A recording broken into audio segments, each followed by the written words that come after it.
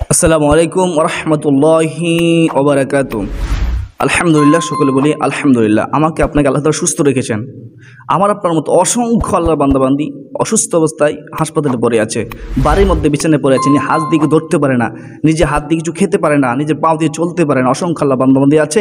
আমরা যে সুস্থ আছে জন্য আমরা শুকর জ্ঞাপন করি আলহামদুলিল্লাহ। আর যারা অসুস্থ আছে আল্লাহ তাদের সবাইকে তুমি পরিপূর্ণ সুস্থতা দান করো, যাতে তোমার গোলামি করতে পারে, যাতে তোমাকে ডাকতে পারে, তোমার ইবাদত করতে পারে। আল্লাহ তুমি তাদেরকে তৌফিক দান করো, আল্লাহুম্মা আমিন। সুপ্রদিনী ভাই বোনেরা, আজকের আলোচনা হতে পারে জীবনের শেষ আলোচনা। আসুন আমরা প্রথমেই একটা আমল করে সেটা ইস্তেগফার করব। আপনারা আমার সাথে পড়ুন, ইনশাআল্লাহ আমাদের অতীতের সমস্ত গুনাহ আল্লাহ তাআলা মাফ করে দিবেন। আস্তাগফিরুল্লাহ আস্তাগফিরুল্লাহাল্লাযী লা ইলাহা ইল্লা হুয়াল হাইয়ুল কাইয়্যুম ওয়া আতুবু ইলাইহি। এটা হচ্ছে ইস্তেগফার। ইস্তেগফারের মাধ্যমে গুনাহ ঝরে যায়, ইস্তেগফারের মাধ্যমে রিজিকের পথ প্রশস্ত হয়ে যায়, ইস্তেগফারের মাধ্যমে আল্লাহ রাসূলকে পাওয়া যায়। ইস্তেগফার করলে আল্লাহ খুশি হয়ে বান্দার সমস্ত বিপদ আপদ দূর করে দেয়। ইস্তেগফার বেশি বেশি করবেন। স্বয়ং আমার আপনার রাহমাতুল আলামিন নবী ইস্তেগফার দৈনিক 100 বার করেছেন, তার চেয়েও বেশি আমরা করবো। কারণ যেই নবীর কোনো গুনাহ নেই, পাপ নেই, সেই নবী যে এতবার করতে পারে, আর আমরা নবীর উম্মত হয়ে কেন পড়তে পারবো না? আল্লাহ তাআলা আমাদেরকে বুঝার তৌফিক দান করুন, আল্লাহুম্মা আমিন। সুপ্রদিনী ভাইরা, আজকে আমরা শিখব আমাদের যখন পেটে ব্যথা যন্ত্রণা হবে তখন আমরা কোন আমল করব। আমরা যেই রুকিয়া গ্রহণ করব, কোরআন কারিমের যেই সূরার মাধ্যমে, যে আয়াতের মাধ্যমে আমরা রুকিয়া গ্রহণ করব, যে চিকিৎসা গ্রহণ করব, সেটা আমি আলোকপাত করে মনোযোগ দিয়ে শ্রবণ করুন। আমি যেভাবে বলবো এভাবে করার চেষ্টা করুন, ইনশাআল্লাহ আপনি ফলাফল পাবেন। দৃঢ় বিশ্বাস যদি আপনার থাকে, বিশ্বাস করুন। তবে আপনার যেন বিশ্বাস দৃঢ় হয়, এই জন্য একটা আয়াত বলতেছি, মনোযোগ দিয়ে শুনুন। বিসমিল্লাহির রহমানির রহিম।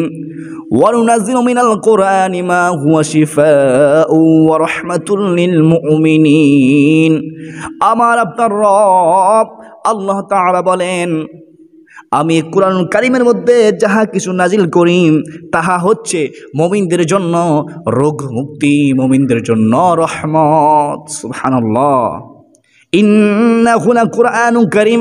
এই কিতাব হচ্ছে সম্মানিত কিতাব। যালিকাল কিতাবু লা রাইবা ফি। এই কিতাবের মধ্যে বিন্দু মাত্র কোনো সন্দেহ নেই। সাদাকাল্লাহুল আযীম। মহান আমার আপনার রব আল্লাহ যাহা কিছু বলেন সব কিছু সত্য। ওয়া সাদাকা রাসূলুহুন নাবিয়ুল কারীম।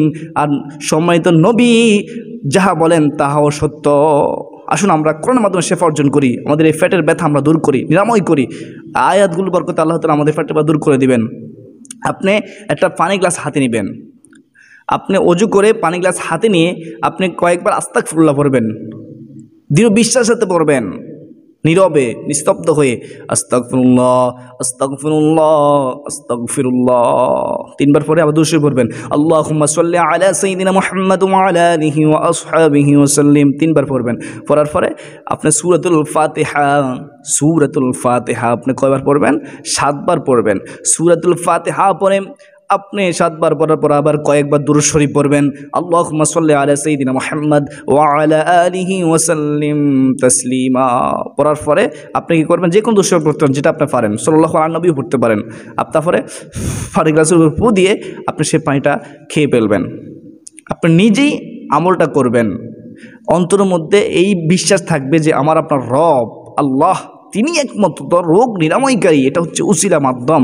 আল্লাহ তুমি এই উসিলায় কোরআনের বরকতে, কোরআনের সম্মান ইজ্জতে তুমি আমার এই পেটের ব্যথা, পেটের যন্ত্রণা তুমি দূর করে দাও।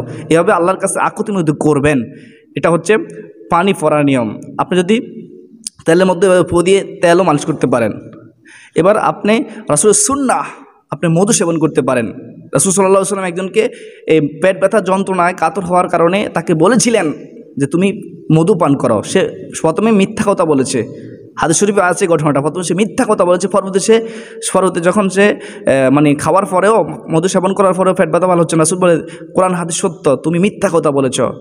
তাহলে আবার সে মধু পান করার পর তার পেট যন্ত্রণা দূর হয়ে গেছে। তা আপনি মধু পান করবেন, আপনি রুকিয়াও গ্রহণ করবেন, মধুও পান করবেন, ইনশাআল্লাহ আজ্জা ওয়া জাল্লা